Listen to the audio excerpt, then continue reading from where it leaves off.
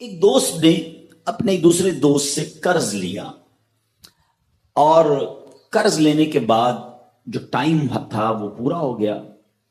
اب پیسے اس نے نہیں لوٹائے. بڑی کوشش کی اس نے کہ بھائی میری رقم واپس دے دیں. اس نے نہیں دیا. اب وہ یہ کیس لے کر عدالت میں چلا گیا اور جج صاحب سے جا کر اس نے کہا کہ اس نے میرے پیسے دینے اور یہ میری رقم نہیں لوٹا رہا. تو جج صاحب نے کہا کہ تمہارے پاس 30 دن ہیں. ودن 30 days تم نے اس کے پیسے واپس لوٹانے ہیں ورنہ پھر تمہارے خلاف فیصلہ ہو جائے گا. تو وہ شخص گھر گیا. اب اس نے کیا کیا؟ اس نے صبح سے لے کر شام تک درود پاک پڑھنا شروع کر دیے. 1 دن 2 دن 3 دن 27 دن ہو گئے. تو درود پڑھتا رہا اور انتظار کرتا رہا. پیسے تو تھے نہیں. 30ویں دن عدالت میں پیش ہونا تھا. 27 دن گزر گئے. 28ویں رات آ گئی.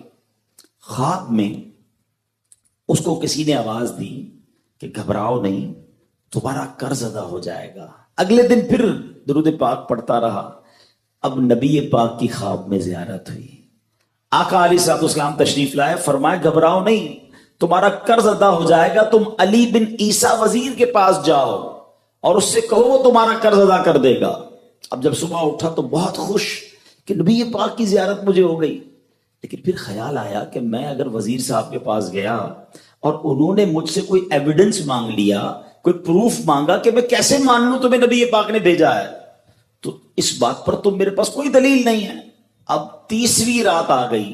آخری رات ہے. صبح عدالت میں جانا ہے. درود پاک پڑھتے پڑھتے سو گیا. سرور کائنات علیہ الصلوۃ والسلام نے خواب میں پھر کرم فرمایا. فرمایا علی بن عیسیٰ وزیر کے پاس جاؤ، وہ تمہارا قرض ادا کر دے گا. کہ حضور میں چلا تو جاتا، مگر اگر وہ مجھ سے کوئی پروف مانگتا، کوئی ایویڈنس مانگتا تو میں کیا جواب دیتا؟ پیارے آقا علیہ الصلوۃ والسلام نے فرمایا کہ ایسا کرو، اسے یہ کہنا کہ آپ کا ایک راز ہے جو آپ جانتے ہیں اور رب جانتا ہے، اور وہ راز یہ ہے کہ آپ روزانہ فجر کے بعد 5000 بار درود پاک پڑھتے ہیں، اور جب تک درود پاک مکمل نہیں ہوتے آپ کسی سے بات نہیں کرتے. اب جب صبح اٹھا تو بہت مطمئن کہ اب تو دلیل بھی آ گئی ہے. پہنچ گیا صبح علی بن عیسیٰ وزیر کے پاس. اس کا دربار لگا ہوا ہے. اس نے پیغام بھجوایا کہ میں علی بن عیسیٰ وزیر صاحب سے اکیلے میں ملنا چاہتا ہوں، پیغام لایا ہوں. درباری نے آ کر پوچھا، وزیر صاحب پوچھ رہے ہیں کس کا پیغام لایا ہو؟ کہ میں نبی پاک علیہ الصلوۃ والسلام کا پیغام لایا. فوراً وزیر صاحب نے بلا لیا. کہا فرمائیے. کہ مجھے میرے آقا علیہ الصلوۃ والسلام نے کہا ہے کہ آپ میرا قرض ادا کر دیں. میں 3000 دینار کا مقروض ہوں. Today is the last day in the court.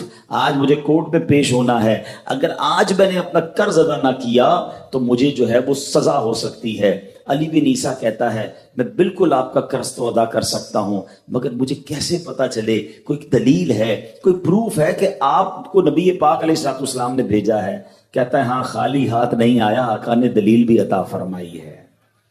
اچھا بتائیے کیا دلیل ہے؟ کہ دلیل یہ ہے کہ آپ کا ایک راز ہے جو صرف آپ جانتے ہیں اور آپ کا رب جانتا ہے. 5000 ٹائمز ڈیلی آپ درود پاک پڑھتے ہیں فجر کے بعد، اور جب تک یہ درود پورے نہیں ہوتے آپ کسی سے بات نہیں کرتے. آپ ذرا پہلے تھوڑی دیر کے لیے امیجن کریں کہ جو وزیر 5000 بار روز درود پڑھتا ہوگا وہ عاشق رسول کیسا ہوگا. اس کی تو لاٹری نکل آئی نا. وہ تو خوشی سے جھوم اٹھا، کہتا مرحبا یا رسول اللہ، میرے درود پاک قبول ہو گئے. بہت خوش. ابھی بیٹھے آپ. کمرے میں گیا، واپس آیا اور 3000 نہیں 9000 دینار لے کر آیا. کہتے 3000 تو نبی پاک کا حکم، مرحبا یا رسول اللہ. 3000 اور لیجئے. آپ نے اتنی اچھی خبر مجھے سنائی، اتنا پیارا خواب سنایا، آپ کے قدم میرے گھر تک آئے، اور 3000 مزید دے جائیے.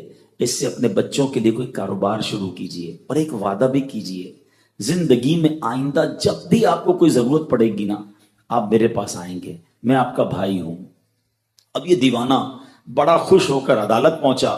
اچھا everybody expecting over there, سب یہ سوچ رہے تھے کہ یہ اس نے آج گرفتار ہی ہونا ہے، کیونکہ تھا ہی کچھ نہیں اس کے پاس. پہلے ہی کہہ دیا تھا کہ میں کولیپس ہو گیا ہوں.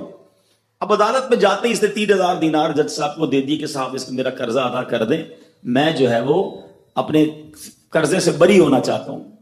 جج صاحب ہوتے ہیں، انہوں نے کہا قرضہ تو ادا کر دیں گے، پہلے بتاؤ پیسے لائے کدھر سے ہو؟ تم تو کہتے تھے پیسے نہیں تھے تمہارے پاس، اتنی بڑی رقم کیسے انتظام کی؟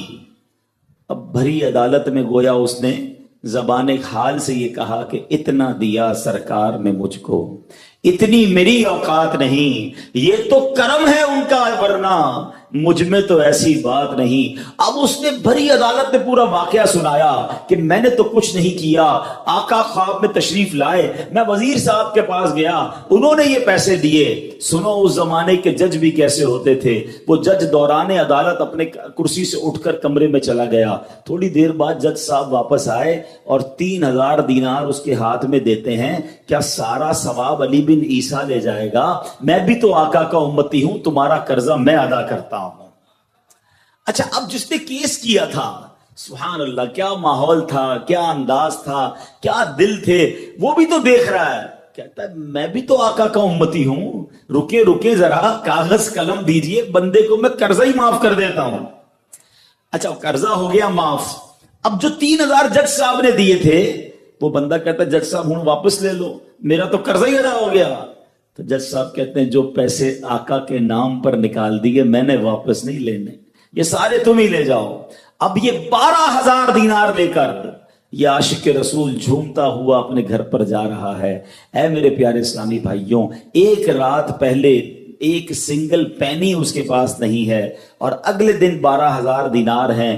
درود پاک وہ وظیفہ ہے جو دل سے پڑھا جائے تو سبحان اللہ یہ مصیبتوں کو ٹالنے والا وظیفہ ہے، یہ پریشانیوں کو دور کرنے والا وظیفہ ہے۔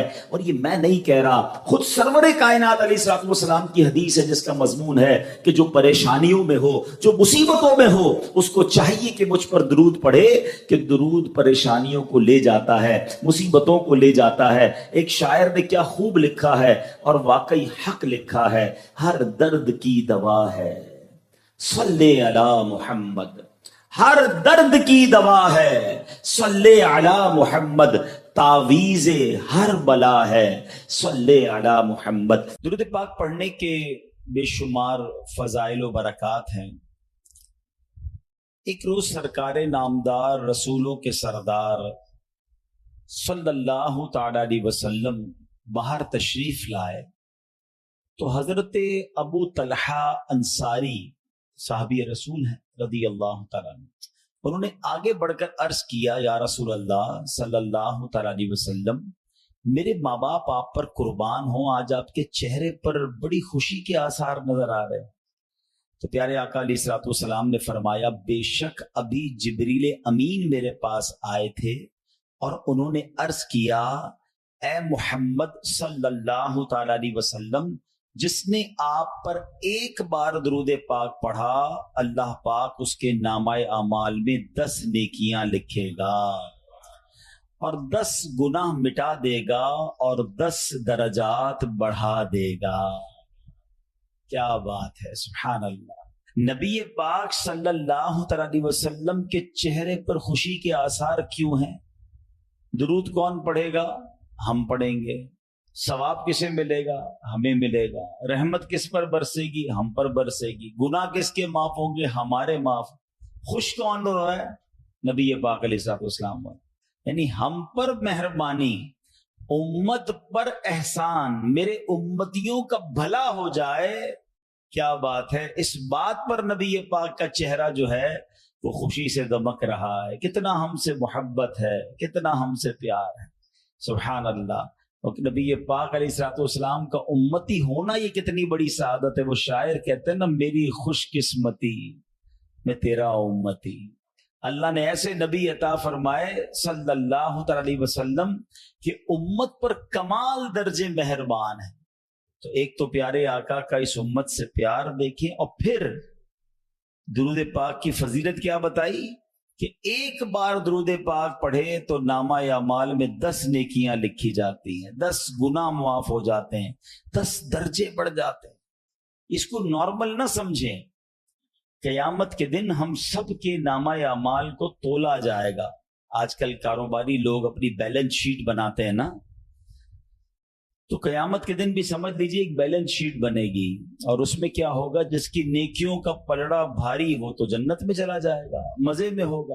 اور یہ بھی بات قرآن فرما رہا ہے نا، فَأَمَّا مَنْ ثَقُلَتْ مَوَازِينُهُ فَهُوَ فِي عِيشَةٍ رَاضِيَةٍ قرآن کہتا ہے جس کی نیکیوں کا پلڑا بھاری ہو گیا وہ مزے میں ہوگا، وہ چین میں ہوگا، جنت میں ہوگا۔ وَأَمَّا مَنْ خَفَّتْ مَوَازِينُهُ فَأُمُّهُ هَاوِيَةٌ وَمَا أَدْرَاكَ مَا هِيَ نَارٌ حَامِيَةٌ۔ قرآن کہتا ہے جس کی نیکیوں کا پلڑا ہلکا ہو گیا وہ بھڑکتی ہوئی جہنم کی آگ میں جائے گا۔ اچھا، اب اس کی تفصیل میں احادیث میں یہ مضمون ملتا ہے کہ کچھ ایسے بھی لوگ ہوں گے جن کی ایک نیکی کم پڑ جائے گی، یعنی گناہوں اور نیکیوں کو جب تولا جائے گا نا تو بیلنس شیٹ آؤٹ ہوگی اور نیکیاں، ایک نیکی کم ہوگی، ایک گناہ زیادہ ہوگا۔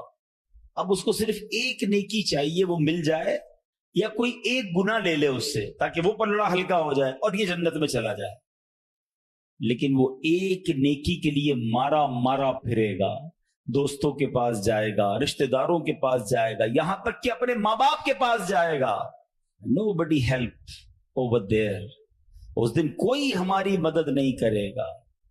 تو پتہ یہ چلا کہ اب ذرا تصور کیجئے، امیجنیشن تھوڑی سی کرتے ہیں کہ کوئی ایسا بندہ ہو جو قیامت کے دن پھنس جائے اور اس کی ایک نیکی کم ہے، اس کو کتنا یاد آئے گا کہ کاش میں 2 رکعت نفل اور پڑھ لیتا، کاش میں اور درود پاک پڑھ لیتا، کاش میں اور سجدے کر لیتا، میں اور صدقے کر لیتا۔ یا اس کو کتنے گناہ یاد آئیں گے کہ کاش میں وہ گناہ نہ کرتا، 2-4 گناہ ہی کم کر لیتا تو میرا بیڑا پار ہو جاتا۔ تو اس کا مطلب یہ ہوا کہ دنیا میں کسی کی بیلنس شیٹ آؤٹ ہو جائے نا، کسی سے ادھار لے کر، قرضہ لے کر، کچھ لوگ ہیلپ کر دیتے ہیں نا کہ چلو یار بندہ پھنس گیا ہے اس کی مدد کر دو، اس کی بیلنس شیٹ لیول ہو سکتی ہے۔ On the day of judgment, there is no way to balance your balance sheet۔ قیامت کے دن کوئی طریقہ نہیں ہوگا۔ اب آؤ میں آپ کو بتاتا ہوں ایک ایسا وظیفہ ہے جو آپ کی بیلنس شیٹ کو بیلنس کر رہا ہے۔ اب اس حدیث کو پھر سنو، ایک درود پڑھنے پر کتنی نیکیاں ملنی ہیں؟ 10 نیکیاں، اور کتنے گناہ معاف ہونے؟ اس کا مطلب یہ ہوا کہ میرے ادھر درود پڑھتا جاؤں، نیکیوں کا پلڑا بھاری ہوتا جائے گا، گناہوں کا پلڑا ہلکا ہوتا جائے گا۔ یعنی سچی بات تو یہ ہے کہ اگر آج ہم حساب کتاب کریں اور سچا حساب کریں تو ہمارے گناہ تو زیادہ ہیں، نیکیاں تو بہت کم ہیں، بیلنس شیٹ تو پہلے ہی آؤٹ ہے، گناہوں کا پلڑا پہلے ہی پتہ ہے ہمارا زیادہ ہیوی ہوگا۔ تو اب درود پاک یہ ایسا وظیفہ ہمیں دے دیا گیا ہے کہ پڑھی جاؤ، پڑھے جاؤ، پڑھتے جاؤ، زیادہ پڑھتے جاؤ، تاکہ جو گناہ کیے وہ کم ہوتے جائیں اور نیکیاں بڑھتی جائیں، قیامت کے دن جنت میں داخلہ مل جائے۔ اب پھر ہماری مرضی ہے ہم کتنے درود پاک پڑھیں، ہونا یہ چاہیے کہ کثرت سے درود پاک پڑھیں۔ آئیے مل کر محبت سے بآواز بلند درود پاک پڑھ لیں۔ صلو علی الحبیب صلی اللہ علیہ وسلم۔ ایک بڑا ہی اسلامی تاریخ کا انوکھا واقعہ، اور پھر اس کا ذکر قرآن مجید میں بھی آ گیا۔ حضرت خولہ رضی اللہ تعالی عنہا یہ بڑی عظیم خاتون ہیں، اور ان کے ساتھ ایک بڑا ہی عجیب و غریب ماجرا پیش آ گیا۔ اب وہ ماجرا کیا تھا انشاءاللہ میں آپ کے سامنے پیش کرتا ہوں، آپ سنیں گے تو آپ کو اندازہ ہوگا کہ اللہ کی رحمت کتنی بڑی ہے، اور اپنے بندوں پر اللہ کریم کس قدر مہربان اور کس قدر ان کے لیے آسانی کرنے والا ہے۔ معاملہ یہ تھا، یہ سورہ مجادلہ قرآن پاک کی سورت ہے، یہ اس کا شان نزول ہے۔ پہلے تو یہ سمجھ لیں کہ فقہی مسئلہ ایک ہے، تھوڑا ٹپیکل مسئلہ ہے، میں اس کی زیادہ ڈیپ میں نہیں جاؤں گا، میں اصل موضوع کی طرف رہوں گا۔ جو اس کو مزید ڈیٹیل میں پڑھنا چاہے تو پھر وہ علماء کرام سے رجوع کرے یا فقہی کتابوں میں پڑھ لیں۔ یہ مسئلہ کہلاتا ہے زہار، اور جو شادی شدہ لوگ ہوتے ہیں نا ان کو یہ مسائل ضرور سیکھنا چاہیے۔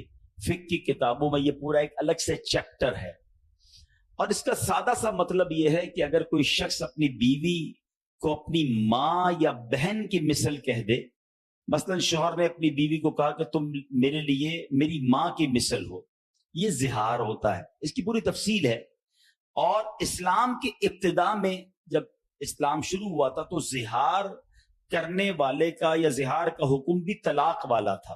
یعنی اگر کوئی شخص اپنی زوجہ کو یہ کہہ دے کہ تم میری ماں کی مثل ہو تو اس کی بیوی اس پر حرام ہو جاتی تھی۔ یہ اسلام کے شروع میں حکم تھا۔ اب ایک صحابیہ ہیں حضرت خولہ بنت ثعلبہ رضی اللہ تعالی عنہا، ایک مرتبہ ان کے شوہر نے انہیں کہہ دیا کہ تم تو میری ماں کی مثل ہو. کہنے کو تو کہہ گئے، مگر پھر انہیں شرمندگی ہوئی کہ یہ میں نے کیا کہہ دیا. اب پریشانی ہو گئی کہ اس طرح تو نکاح ختم ہو جاتا ہے، بیوی اپنے شوہر پر حرام ہو جاتی ہے. اسی پریشانی کے عالم میں حضرت خولہ بنت ثعلبہ رضی اللہ تعالی عنہا بارگاہ رسالت میں حاضر ہوئیں اور نبی پاک کی بارگاہ میں سارا واقعہ بیان کیا کہ حضور ایسا ایسا ہو گیا ہے. تو پیارے آقا علیہ الصلوۃ والسلام سے عرض کی کہ حضور میرا مال ختم ہو چکا ہے، میرے ماں باپ وفات پا چکے ہیں، عمر میں بھی میری زیادہ ہو گئی ہے، بچے بھی میرے چھوٹے چھوٹے ہیں، میں اگر انہیں اپنے باپ کے پاس چھوڑوں تو ماں کے بغیر ننھے بچوں کی پرورش کیسے ہو سکے گی، اور اپنے پاس رکھوں تو پیسے تو ہیں نہیں میرے پاس، بھوکے مر جائیں گے. اب ایسی کیا صورت ہو کہ میری اور میرے شوہر کے درمیان جدائی نہ ہو. رسول رحمت شفیع امت صلی اللہ تعالی علیہ وسلم نے ساری عرض سن کر فرمایا تمہارے مسئلے کے متعلق میرے پاس کوئی حکم نہیں ہے. یعنی ابھی تک زہار کے متعلق کوئی نیا حکم نازل نہیں ہوا تھا، اور پرانا دستور تو یہی تھا کہ جو زہار کرے گا عورت اس کی حرام ہو جائے گی، قانون یہی تھا. حضرت خولہ بڑی پریشان، دل غم سے ڈوب گیا، اور رہ رہ کر انہیں بچوں کا خیال آ رہا تھا. بار بار بارگاہ رسالت میں عرض کی کہ حضور میرے شوہر نے طلاق کا لفظ نہیں بولا تھا، وہ میرے بچوں کے ابو ہیں، یا رسول اللہ صلی اللہ علیہ وسلم کوئی تو صورت بتائیے. لیکن رسول اکرم علیہ الصلوۃ والسلام نے یہی جواب دیا کہ میرے پاس تو وہی حکم ہے، یعنی اس کے لیے کوئی نیا حکم ابھی نازل نہیں ہوا. اب جب دیکھا کہ کوئی جو خواہش ہے، جو تمنا ہے، ایسا کوئی رزلٹ مل نہیں رہا، ایسا کوئی جواب آ نہیں رہا، تو اللہ اکبر، بے قرار دل کے ساتھ حضرت خولہ نے اللہ کی بارگاہ میں ہاتھ اٹھائے، رب کی بارگاہ میں گریہ وزاری، آنسو بہا کر عرض کی کہ اے اللہ میری محتاجی، بے کسی، پریشان حالی پر رحم فرما، اپنے محبوب علیہ الصلوۃ والسلام پر ایسا حکم نازل فرما جس سے میری مصیبت دور ہو جائے. آپ روتی رہیں، اللہ کی بارگاہ میں دعا کرتی رہیں. اللہ اکبر، غمگین دل سے پکارا تھا نا، توجہ کے ساتھ پکارا تھا، گریہ وزاری کے ساتھ پکارا تھا. رب کریم کی بارگاہ میں دعا کیسی قبول ہوئی کہ جبریل امین وحی لے کر حاضر ہو گئے. نبی پاک کی بارگاہ میں قرآن پاک کی آیت لے کر آئے، اور یہ سورہ مجادلہ 28ویں پارے کی یہ سورت ہے، اور سورہ مجادلہ کی ابتدائی آیتیں نازل ہوئیں. اب اللہ قرآن مجید میں کیا ارشاد فرماتا ہے؟ بسم اللہ الرحمن الرحیم. الذین یظاہرون منکم من نسائہم ما ہن امہاتہم ان امہاتہم الا اللائی ولدنہم وانہم لیقولون منکرا من القول وزورا وان اللہ لعفو غفور. اللہ قرآن میں فرماتا تم میں سے وہ لوگ جو اپنی بیویوں کو اپنی ماں جیسی کہہ بیٹھتے ہیں، وہ ان کی مائیں نہیں، ان کی مائیں تو وہی ہیں جنہوں نے انہیں جنم دیا، اور بے شک وہ ضرور ناپسندیدہ اور بالکل جھوٹ بات کہتے ہیں، اور بے شک اللہ ضرور بہت معاف کرنے والا، بہت بخشنے والا. اللہ، اب اور بھی اس کی آیتیں ہیں اس سورت کی. تو اب خلاصہ کیا ہوا کہ حضرت خولہ رضی اللہ تعالی عنہا کی دعا کی برکت سے زہار کا پہلے والا حکم منسوخ کر دیا گیا، اور نیا حکم نازل ہوا.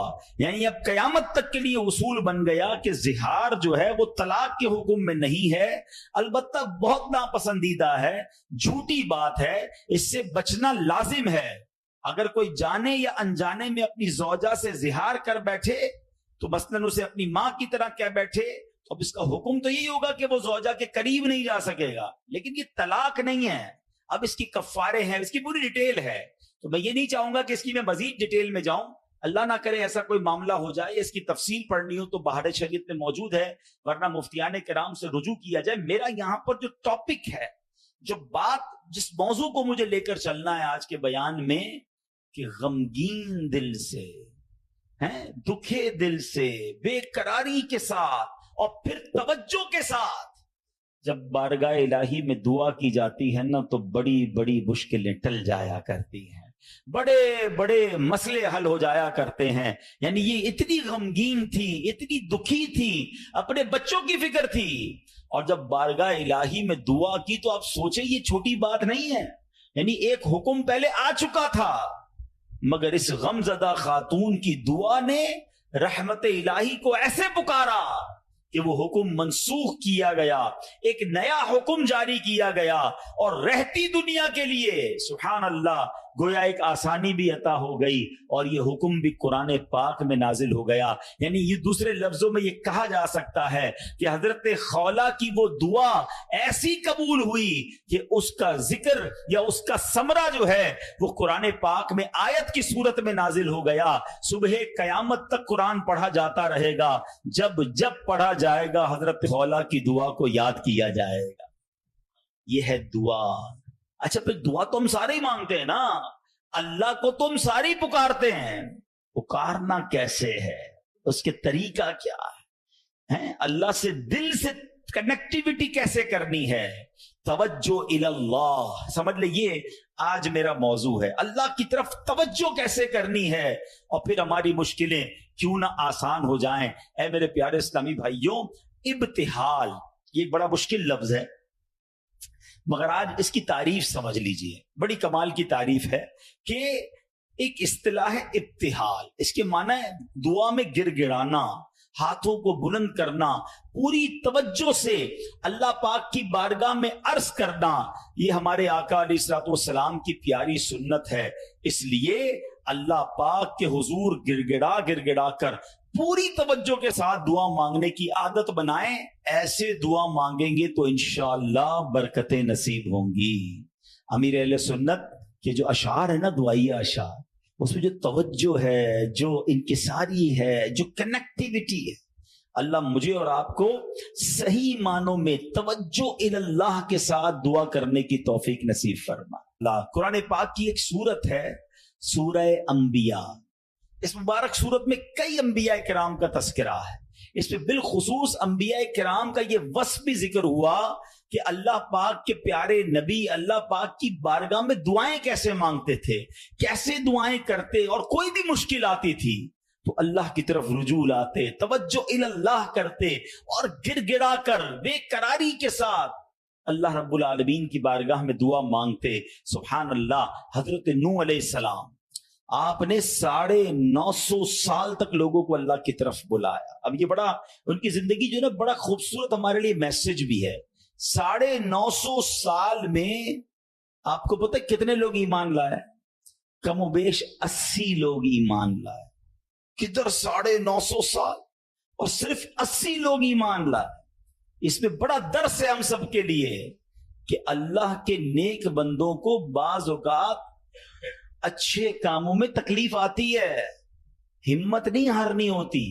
ہم تھوڑا سا کوئی نیکی کا کام کریں، کوئی ساتھ نہ دے، بندہ کہتا ہے میں تو کچھ نہیں کرتا، نیکی کا زمانہ نہیں ہے بھائی، میں تو اللہ کے لیے کر رہا تھا، کوئی ساتھ ہی نہیں دے رہا، فلاں نے تو دل توڑ دیا، فلاں نے ساتھ نہیں دیا۔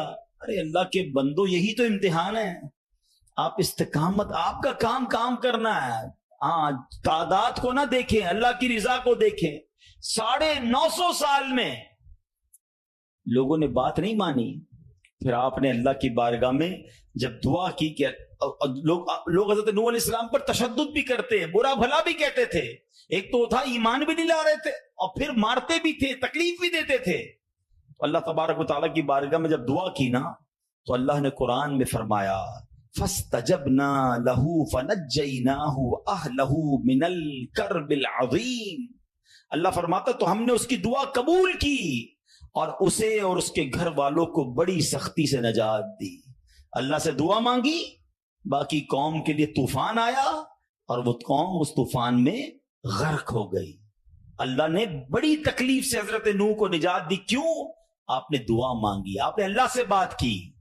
حضرت نوح علیہ الصلوۃ والسلام کی اس دعا کے نتیجے میں کفار پر کیسا سیلاب آیا کہ سب برباد ہو گئے۔ اسی طرح حضرت ایوب علیہ السلام پر آزمائش آئی تھی نا، آپ پر طرح طرح کی بیماریاں بھی تھیں، آپ کے بچے بھی دنیا سے چلے گئے، آپ کا کاروبار، آپ کا مال سب برباد ہو گیا۔ اللہ اکبر، آپ نے اللہ کو کیسے پکارا، اور یہ دعائیں کتنی مقبول ہیں کہ قرآن میں موجود ہیں، بلکہ اس کو تو یاد کر لو، کیا ترجمہ ہے، آنسو آ جائیں گے آپ کی آنکھ میں۔ حضرت ایوب کہتے ہیں انی مسنی الضر وانت ارحم الراحمین، इसका तर्जुमा सुनो कि बेशक मुझे तकलीफ पहुंची है और तू सब रहम करने वालों से बढ़कर रहम करने वाला है। अगर तकलीफ पहुंचे तो क्यों दुनिया को पुकारना है, क्यों दुनिया वालों के पास जाना है? चलो ना उसके दरबार में चलते हैं जिससे तकलीफ दूर करनी है। हजरत अय्यूब अलैहिस्सलाम ने रब को पुकारा ना, अन्नी बस्सनिया दुर्रु वो अंत अरहमुर राहिमीन। ये वो दुआ है जो कबूल है, ये वो दुआ है जिसके सदके में हजरत अय्यूब को शिफा भी दी गई और सारी माल दौलत औलाद वापस अता कर दी गई। अगर आप भी किसी परेशानी में हैं, आप बीमारी में हैं, आप कर्जे में हैं, आप मुसीबत में हैं, आओ ना रब से हजरत अय्यूब के अंदाज में दुआ मांगते हैं ना। अच्छा, ये दुआ अल्लाह ने हमें सिखाने के लिए तो कुरान में अता फरमा दी ना कि मेरे बंदो मेरे दरबार में मांगना है तो यूं ही मांग लो जैसे मेरे नबी ने मांगा है। अल्लाह अकबर। उलमा कहते हैं ये बड़ी दिलासा देने वाली दुआ है, ये बड़ी मुश्किलों को टालने वाली दुआ है, ये तकलीफों में काम आने वाली दुआ है। तर्जुमा तो देखो ना, यानी अल्लाह के सामने अपना मसला पेश कर दिया आपने कि बेशक मुझे तकलीफ पहुंची है और तू सब रहम करने वालों से बढ़कर रहम करने वाला। अल्लाह बीमार हूं, अल्लाह परेशान हूं, अल्लाह कर्जे में हूं, कहो ना रब से मुझे तकलीफ पहुंची है, मुझे सताते हैं लोग, मुझे तकलीफ देते हैं, मुझे परेशान करते हैं लोग, और तू सब रहम करने वालों से बढ़कर रहम करने वाला। अब जब आपने दुआ की तो दुआ कैसे कबूल हुई? ये बात भी रब ने कुरान में इरशाद फरमाई सूरह अंबिया में, फस्तजबना लहू फकशफना मा बिही मिन दुर्रिन व आतैनाहु अहलहु व मिथलहुम माहुम रहमतम मिन इंदिना व ज़िक्रा लिल आबिदीन। अल्लाह कुरान में फरमा तो हमने उसकी दुआ सुन ली, तो हमने दूर कर दी जो तकलीफ उसे थी, हमने उसे उसके घर वाले और उनके साथ में ही और अता किए, अपने पास से रहमत फरमाकर, और बंदगी वालों के लिए नसीहत है। हजरत यूनुस पर कैसी आजमाइश आई थी, कोई सोच सकता है कि मछली के पेट में हमें थोड़ी सी प्रॉब्लम आए, हम बेकरार बेचैन शिकवे शिकायत। अरे नबी हैं, कायनात में अंबिया से बढ़कर किसी का मर्तबा नहीं है, कोई गौस, कोई अब्दाल, कोई कुतुब किसी सहाबी के मर्तबे तक नहीं पहुंच सकता। ये मर्तबा सहाबा का है, मगर कोई सहाबी किसी नबी के मर्तबे तक नहीं पहुंच सकता। ये अंबिया का मर्तबा, ये तरतीब याद रखा करो। आला हजरत ने तो एक शेर में पूरी तरतीब बता दी ना। खल्क कौन है? हम लोग हैं, आम लोग। खल्क से औलिया, औलिया से रसूल, और रसूलों से आला हमारा नबी। हमारे आका तो सबसे आला है ना, मगर अंबिया की बात कमाल है। और अंबिया में कौन है? हजरत यूनुस अलैहिस्सलाम। मछली के पेट में कैसी तकलीफ, जिंदा रहूंगा कि नहीं, बाहर निकलूंगा कि नहीं, अंधेरी गार, नजर भी कुछ नहीं आ रहा, मगर वहां भी अल्लाह को पुकारा उन्होंने। अल्लाह कुरान में फरमाता है, फस्तजबना लहू व नज्जैनाहु मिनल गम व कज़ालिक नुंजिल मुमिनीन। अल्लाह कुरान में फरमाता है और तो हमने उसकी पुकार सुन ली और उसे गम से निजात बख्शी, और ऐसी ही निजात देंगे मुसलमानों को। बल्कि बड़ी प्यारी दुआ याद कर लो आज। हजरत यूनुस अलैहिस्सलाम ने जो मछली के पेट में थे ना, जो दुआ मांगी थी ना, उलमा कहते हैं वो दुआ पता है कौन सी थी? जिसको आज हम आयत करीमा कहते हैं ना, ला इलाहा इल्ला अंत सुब्हानका इन्नी कुन्तु मिनज़ ज़ालिमीन। ये चाबी है, हाँ, ये मुसीबत के ताले की चाबी है, ये कमाल की दुआ है। और ये आपने दुआ की और अल्लाह ने मछली के पेट से आपको नजात अता फरमा दी, फिर से कौम भी अता फरमा दी, सरदारी भी अता फरमा दी। तो ये दुआएं हैं जो बेकरारी में, मुसीबत में रब को पुकारा गया। अल्लाह अकबर। तो है मेरे प्यारे इस्लामी भाइयों, अल्लाह करे कि हम अपने रब को पुकारने वाले बन जाएं, सही तरीके से दुआ करने वाले बन जाएं। हजरत जकरिया, अल्लाह अकबर, आप बड़ी उम्र हो गई आपकी, बुढ़ापे तक पहुंच गए, आपकी औलाद नहीं थी, आपकी ज़ौजा भी बांझ थी। आजकल डॉक्टर कह देते हैं ना कि औलाद नहीं हो सकती, हम डॉक्टरों की बड़ी मानते हैं। अरे डॉक्टर कुछ भी कह दे, इन्नल्लाह अला कुल्ली शैइन कदीर, मेरा रब जो चाहे वो करने पर कादिर है। अपनी आंखों से देखा है, आपने भी देखा होगा, किसी को डॉक्टर कहते हैं जनाब कोई मर्ज नहीं है, 100% फिट है, 2 दिन बाद दुनिया से चला जाता है। कैसे मरा डॉक्टर को भी पता नहीं, मौत आ गई ना। اور کبھی ڈاکٹر کہتے ہیں 3 دن کا مہمان ہے، شاید اس ڈاکٹر کا انتقال ہو جاتا ہے، وہ بندہ پھر بھی زندہ گھوم رہا ہوتا ہے۔ اللہ کی شان ہے، ڈاکٹر ہے، وہ اپنی سائنس چلائیں، مگر یہ نہ سمجھو کہ جو اس نے کہہ دیا یہ آخری ہے۔ قدرت میرے رب کی ہے، شان میرے رب کی ہے، وہ ہر چاہے پر قادر ہے، اس پر بھروسہ تو رکھو نا۔ حضرت زکریا عمر بھی زیادہ ہو گئی، عورت بھی بانجھ ہے، مگر اللہ سے کیا دعا کر رہے ہیں؟ یہ بھی علماء فرماتے جو بے اولاد ہیں ان کے لیے مجرب دعا ہے، قرآنی دعا ہے، یاد تو کرو نا قرآن کی دعائیں۔ کیا دعا کی تھی آپ نے؟ اور مانا تو دیکھو اس کا، ہائے ہائے، کنیکٹیوٹی تو دیکھو نا۔ مانا کیا اس کا؟ اے میرے رب مجھے اکیلا نہ چھوڑ، اولاد نہیں تھی نا، اے اللہ مجھے اکیلا نہ چھوڑ، اور تو سب سے بہتر وارث، وانت خیر الوارثین۔ اب یہ دعا وہ کرتے تھے، اللہ نے کیسی دعا قبول کی؟ صرف بیٹا نہیں دیا بلکہ بیٹا بھی دیا اور اس کو نبی بھی بنا دیا، بیٹا بھی ایسا دیا جس کو نبی کا مرتبہ عطا فرمایا۔ اللہ فرماتا ہے قرآن میں فاستجبنا له ووهبنا له يحيى واصلحنا له زوجا، تو ہم نے اس کی دعا قبول کی اور اسے یحییٰ عطا فرمایا اور اس کے لیے اور اس کی بیوی سنواری۔ اب اس میں بتایا کہ صرف اللہ نے بیٹا نہیں دیا، بیٹے کا نام بھی رب نے عطا فرمایا اور نبوت کی یوں سمجھیے کہ سرفرازی بھی عطا فرما دی۔ یہ ہے دعا، مگر دعا دل سے، توجہ اللہ، کنیکٹیوٹی کے ساتھ۔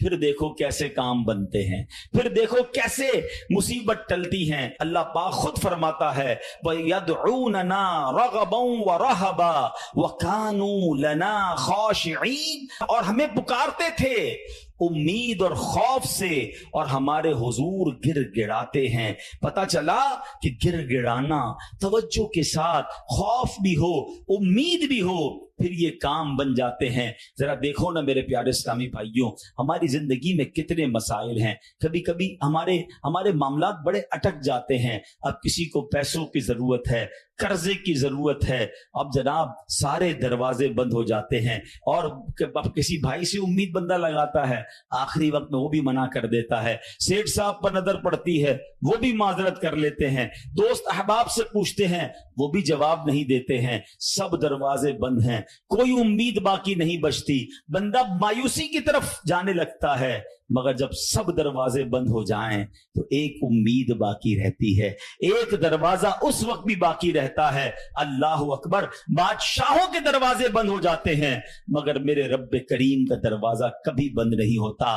لوگ ساتھ چھوڑ دیتے ہیں، بھائی سے دامن چھڑاتا ہے، لیکن اللہ پاک اپنے بندوں کو مایوس نہیں کرتا، بلکہ یہ تو ایسا دروازہ ہے کہ نیکوکار آئے تو بھی نوازا جاتا ہے، گناہگار آئے تو اسے بھی نواز دیا جاتا ہے۔ تو کریم ہی جو ٹھہرا تو کرم کے کیا ٹھکانے، تو کریم ہی جو ٹھہرا تو کرم کے کیا ٹھکانے، تو نوازنے پہ آئے تو نواز دے زبانے۔ دل سے دعا کیسے اثر کرتی ہے؟ ہو سکتا ہے کسی کے ذہن میں آئے کہ بات تو مولانا صاحب بالکل ٹھیک کر رہے ہیں، میرے لیے بھی سارے دروازے بند ہو گئے ہیں، مگر میرا معاملہ سلجھے گا کیسے، معاملہ بنے گا کیسے؟ چلو میں آپ کو 2 واقعات سناتا ہوں جس سے انشاءاللہ بات مزید سمجھ آ جائے گی۔ ایک صاحب تھے، کافی امیر تھے، اپنا بنگلہ بھی تھا، اپنی گاڑی بھی تھی، اللہ پاک نے بہت دیا تھا۔ شام کو گھر آئے، بچوں کے ساتھ وقت گزارا، کھانا کھایا، اور اس کے بعد اپنے بستر پر لیٹ گئے، رات ہو گئی تھی، بڑا نرم بستر تھا، ٹھنڈا کمرہ تھا، مگر کروٹ بدلتے جا رہے تھے، نیند نہیں آ رہی تھی۔ اب نیند بھی اللہ پاک کی نعمت ہے، جس کو آ جائے لوگ اس کی بھی قدر نہیں کرتے، پوچھو اس سے جس کو نیند نہیں آتی۔ اب کافی دیر تک کروٹ بدلنے لگا کہ پتہ نہیں کیوں نیند نہیں آ رہی، چلو آج تھوڑی سی فریش ایئر لیتا ہوں، شاید نیند آ جائے۔ گھر سے باہر نکلے، گاڑی سٹارٹ کی اور آگے چلتے رہے اور گھومنے لگے گلیوں میں۔ اچانک ایک مسجد نظر آئی اور مسجد کا دروازہ کھلا نظر آیا، کہ چلو یار ایسے ہی گھوم رہا ہوں، ذرا مسجد کے اندر چلا جاتا ہوں، وضو کر کے کچھ 2 رکعت نفل پڑھ لیتا ہوں۔ مسجد کے باہر گاڑی پارک کی، وضو کیا، مسجد کے اندر داخل ہوئے تو جیسے ہی مسجد کے اندر گئے پوری مسجد خالی، مگر ہلکی ہلکی کہیں سے رونے کی آواز آ رہی۔ रात को इस वक्त कौन है मस्जिद में और क्यों रो रहा है? तो देखा कि एक कोने में एक गरीब आदमी अल्लाह की बारगाह में हाथ उठाए रो रहा है और रोते रोते अल्लाह की बारगाह में अर्ज कर रहा है कि ए अल्लाह, मेरी बेटी बीमार है, डॉक्टर ने ऑपरेशन का कहा है, मुझ गरीब के पास पैसे नहीं है, कहां से लाऊं? ए रब्बे करीम, तू ही असबाब बनाने वाला है, मुझ गरीब की हालत जार पर रहम फरमा। उस अमीर शख्स को समझ आ गया मुझे नींद क्यों नहीं आ रही थी, मुझे कहीं भेजा गया है, मैं ढूंढते ढूंढते इसी के लिए आया हूं। अल्लाह अकबर। वो गरीब के पास गया, जेब में जितनी रकम थी निकाल कर उसको पेश कर दी कि भाई ये ले लो और मेरा ये कार्ड भी रख लो, कभी भी जरूरत पड़े तो मुझसे बात कर लेना। उस गरीब शख्स भी कैसा खुददार था, उसने कार्ड वापस दिया, कहा मुझे एड्रेस की जरूरत नहीं है, मेरे पास एक एड्रेस मौजूद है। तो कौन सा एड्रेस मौजूद है? बोला ये एड्रेस है ना, अल्लाह की बारगाह में आया, उसने तुम्हें भेज दिया, जब दोबारा जरूरत पड़ेगी तो भी इसी के बारगाह में आ जाऊंगा। हैं? सारे दरवाजे बंद हो जाएं, मेरे करीम का दरवाजा खुला होता है। हमारा प्रॉब्लम है, हम जाते ही नहीं उसके पास। अच्छा, अपना एक छोटा सा टेस्ट ले लो ना, ताकि अंदाजा हो जाएगा आपको। कभी भी आपको बीमारी हो, पेट में दर्द हो, सर में दर्द हो, पांव में दर्द हो, चोट लग जाए, पहले कौन याद आता है? डॉक्टर। डॉक्टर के पास चलो, यार बड़ा दर्द है, किसी को मालूम करो कैसे इलाज होगा, दवाई। मैं नहीं कहता डॉक्टर के पास नहीं जाना चाहिए, लेकिन पहले हमें अल्लाह याद आना चाहिए। अल्लाह तू शिफा देने वाला है, करम कर दे मालिक। कारोबार में नुकसान हुआ, फैमिली में प्रॉब्लम हुआ, वॉट एवर प्रॉब्लम, सबसे पहले हमें दुनिया वाले सोर्स हैं, वकील, पुलिस, ये याद आते हैं। होना ये चाहिए कि हमें खालिक के असबाब की ये तरफ लौ लगानी चाहिए, पहले अल्लाह करीम को पुकारना चाहिए। असबाब इख्तियार करना मना नहीं, मगर असबाब के चक्कर में, इस दुनिया के चक्कर में हम भूल गए उसे कि जो हल करने वाला है, जो मुश्किलें दूर करने वाला है, जो औलाद देने वाला है, जो मुसीबत टालने वाला है, हम उसकी तरफ जाते ही नहीं है। पूरा पूरा दिन दफ्तरों के धक्के खाते हैं, मगर 2 रकत पढ़कर उसकी बारगाह में सर नहीं झुकाते। देखो अल्लाह कैसे काम बनाता है। एक और वाकया सुनो। एक बहुत मशहूर डॉक्टर था, मैंने वाकया किताब में पढ़ा। मिसाल के तौर पर उसका नाम डॉक्टर अहमद था। सारी जिंदगी उसने बड़े ऑपरेशन किए, उसका बड़ा नाम था। अब हुकूमत ने ऐलान किया कि इसको गोल्ड मेडल देना है, लाइफ टाइम अचीवमेंट अवार्ड। पूरी जिंदगी इतना काम किया इस डॉक्टर को, मुल्क के दारुल हुकूमत में बुलाया जाएगा और एक बड़ी तकरीब होगी और इसको गोल्ड मेडल दिया जाएगा। डॉक्टर बड़ा खुश कि इतना बड़ा अवार्ड मिलने वाला है। डॉक्टर साहब ने फ्लाइट बुक की, जहाज में बैठे। जैसे ही जहाज उड़ा तो कुछ देर के बाद जहाज, मौसम खराब हो गया और जहाज में कोई प्रॉब्लम हो गई, तो जहाज को रास्ते में किसी छोटे से एयरपोर्ट पर उतार लिया गया।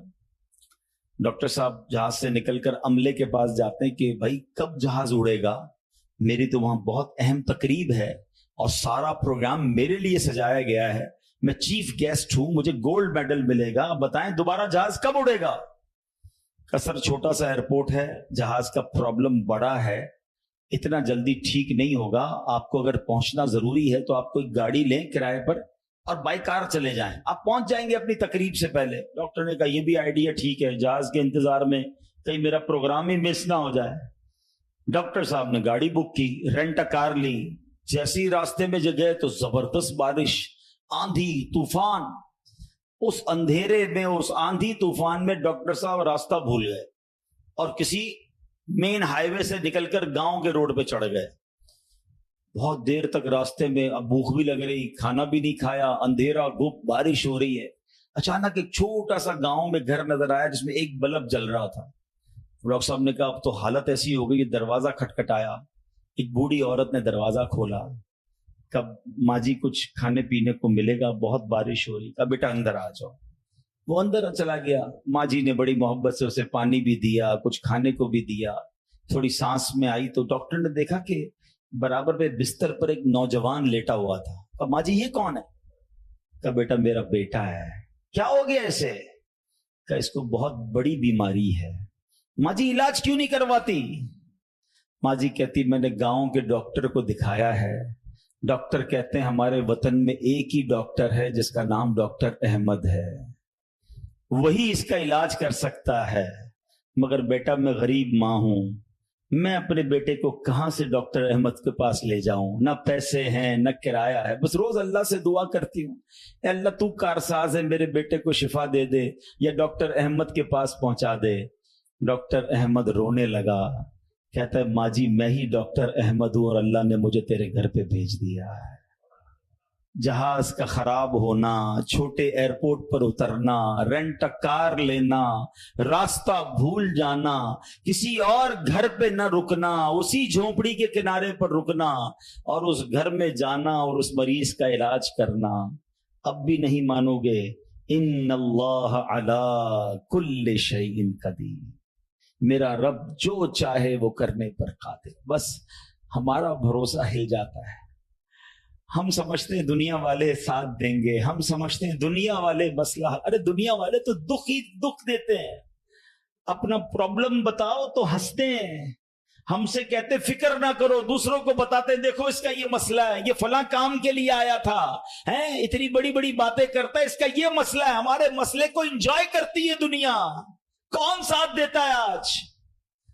मगर जो हमारे ऐबों पर पर्दा डालने वाला, जो हमें बचपन से लेकर आज तक नवाजने वाला, जो हमारे गुनाह होने के बावजूद हमें अता करने वाला है, वो हमारा रब्बे करीम है। अरे जो हमारी मां से ज्यादा हमें चाहने वाला है, मुझसे क्यों नहीं पुकारते, उसकी तरफ तवज्जो क्यों नहीं करते? हालांकि उसकी रहमत तो उसके दरवाजे खुले हुए हैं, वो तो देना चाहता है, मगर काश जो तवज्जो रिक्वायर्ड है, जो दिल से दुआ मांगना है, वो अल्लाह मुझे और आपको नसीब फरमा दे। और फिर अल्लाह को पुकारे ना। मैंने कहा ना गुनाहगारों का भी वो रब है, वो नेकों का रब तो है, वो गुनाहगारों को कैसे नवाजता है। एक और वाकया सुनो, उयूनुल हिकायात, ये बड़ी प्यारी किताब है मकतबतुल मदीना से, अगर आप इसे लेंगे तो इसमें बड़ी जबरदस्त वाकयात मौजूद हैं। माजरा यह है कि हजरत बिक्र बिन अब्दुल्ला फरमाते हैं कि पिछली कौमों में एक बहुत सरकश, गैर मुस्लिम और जालिम बादशाह था। वो अल्लाह पाक की नाफरमानी में हद से बड़ा हुआ था। एक मर्तबा एक जंग में बादशाह को गिरफ्तार कर लिया गया। अब इतना जालिम था कि जिन्होंने गिरफ्तार किया था उन्होंने कहा इस जालिम बादशाह को तो तड़पा तड़पा के मारना है। तय ये पाया कि इसको ऐसा करो कि तांबे की एक देग में डालते हैं और उसको ऊंची जगह पर लटकाते हैं और नीचे आग जलाते हैं ताकि ये जल भून कर मर जाए। ऐसे ही किया गया, तांबे की देग बनाई गई, नीचे आग लगा दी गई। अब आहिस्ता आहिस्ता जो है वो देग गर्म हुई, बादशाह की हालत खराब, पूरी देग गर्म हो जाए तो जिस्म झुलसने लगा। उसने पहले तो झूठे खुदाओं को पुकारा, मगर जिस सारी जिंदगी जिनके आगे पेशानी रगड़ी थी उन्होंने क्या जवाब देना था? किसी ने कोई जवाब नहीं दिया, कोई मदद नहीं आई। अल्लाह अकबर। अब जब सब उम्मीदें टूट गई ना, सब उसको पता चल गया कि अब मेरा आखिरी वक्त आ गया, अब मैं गया, अब मैं मारा जाऊंगा। तो अब ये बादशाह जो था मुसलमान नहीं था, इसने मुसलमानों के रब यानी खुदावंदे कुद्दूस को पुकारना शुरू कर दिया। वो कहता है या अल्लाह या रहमान या रहीम मदद फरमा दे, और बुलंद आवाज से ला इलाहा इल्लल्लाह पढ़ना शुरू कर दिया। अब बादशाह ने इस मुश्किल घड़ी में अल्लाह से तौबा भी की कि अल्लाह मुझे माफ कर दे और बस मुझे बचा ले, अब मैं तेरी इबादत करूंगा, अब तक जो किया मुझे माफ कर दे। बुलंद आवाज से ला इलाहा इल्लल्लाह। उस देग में बैठा हुआ है, नीचे आग लगी हुई है। देखो करीम ने उसकी पुकार कैसे सुनी कि बारिश बरसना शुरू हो गई। जैसे बारिश बरसी तो आग बुझ गई, तो वो गर्मी तो ऑलमोस्ट खत्म हो गई, लेकिन फिर इतनी तेज हवा चली कि वो देग रस्सियां तोड़ाकर देग ही उड़ने लगी। अच्छा, वो बादशाह ला इलाहा इल्लल्लाह की आवाजें बुलंद कर रहा है और देग उड़ रही है। अब देग उड़ते उड़ते उड़ते गैर मुस्लिम कौम का जो कबीला था वहां जाके गिर गई। अब जब वहां गई तो लोग हैरान कि ये कैसी देग है जो उड़ते हुए आ रही है, और उसमें एक बंदा बैठा हुआ वो ला इलाहा इल्लल्लाह पढ़ रहा है।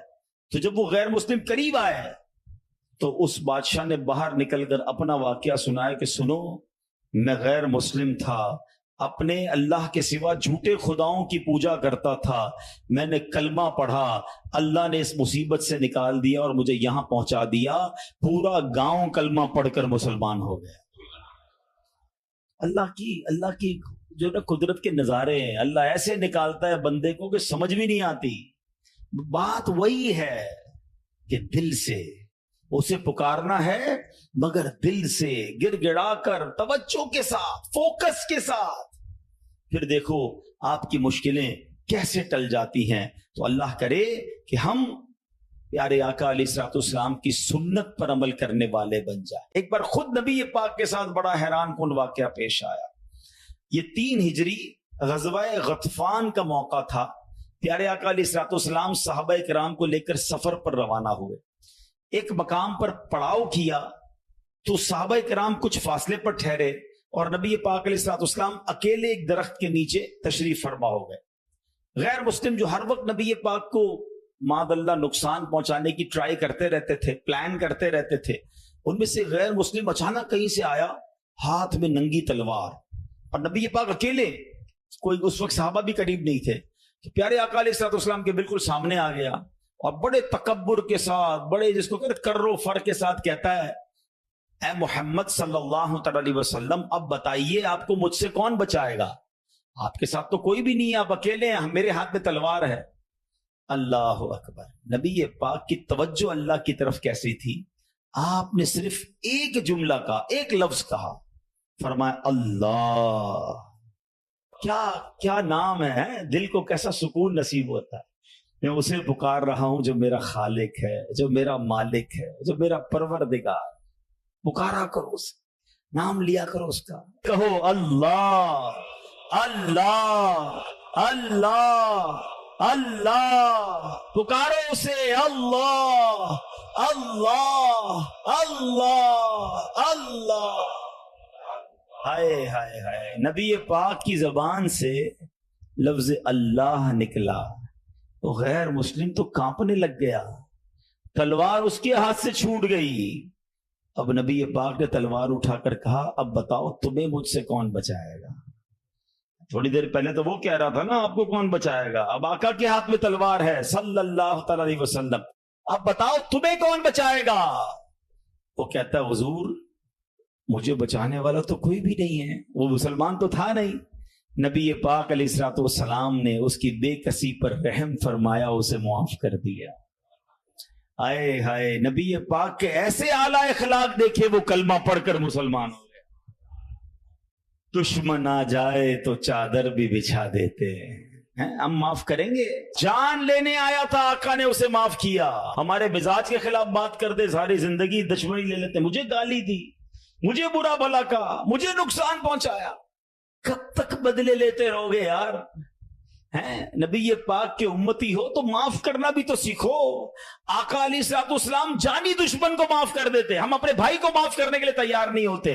نہیں میں نہیں جاؤں گا بھائی کے گھر، ہم نہیں جاتے فلاں رشتہ دار کے گھر، ہم نہیں بلاتے کسی کو دعوت میں۔ چھوٹی چھوٹی باتیں ہیں، کبھی دعوت نہیں دی تھی آپ کو اس وجہ سے، کبھی سیدھے منہ بات نہیں کر سکے، آپ کو ویلکم نہیں کر سکے، آپ کو تحفہ نہیں بھجوایا، اتنی چھوٹی بات پر آپ نے رشتہ داریاں ختم کر دی۔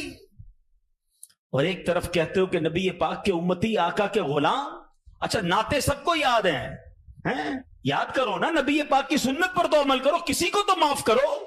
بندہ کہتا میں بتاتا ہوں، مجھے گالی دی ہے، اب میں بتاتا ہوں، وہ ایک گالی دیتا ہے، ادھر سے 7 گالیاں جاتی ہیں۔ اور صحیح بات یہی ہے، جو کہتا ہے نا میں بتاتا ہوں، وہ واقعی بتا دیتا ہے وہ کون ہے، اس کے اندر کتنا گند بھرا ہوا ہے۔ اگر وہ آپ کے ساتھ برا کر رہا ہے تو آپ کو کس نے اجازت دی ہے برا کرنے کی؟ ایک عجیب سا جملہ مشہور کر دیا گیا ہے کہ جناب ہم شریف کے ساتھ شریف ہیں، بدماش کے ساتھ بدماش ہیں۔